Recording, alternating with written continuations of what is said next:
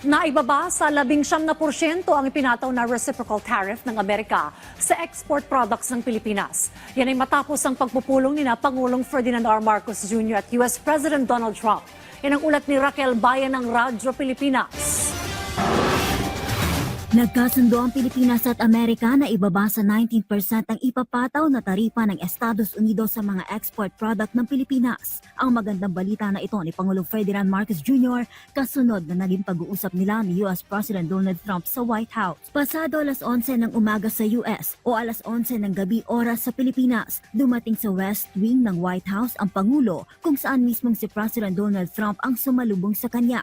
Bago pumasok sa Oval Office, sandaling bumati ang dalawang lider sa media kung saan inilarawan ni Trump si Pangulo Marcos bilang masigasig na negosyador sa usapin ng reciprocal tariff. He's a very tough negotiator. So far we're not there because he's negotiating too tough. In fact, I used to like him better than I do now. He's too tough.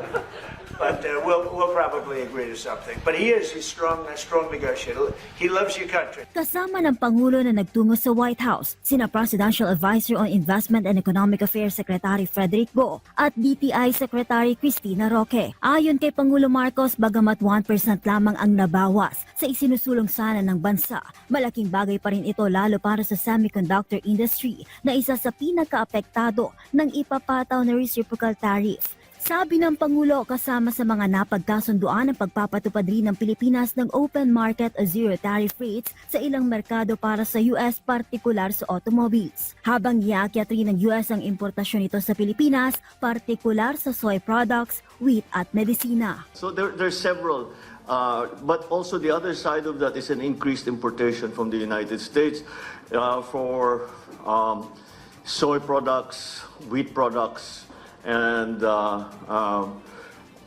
pharma, actually, medicines, para makamura naman yung maging mas mura yung gamot natin.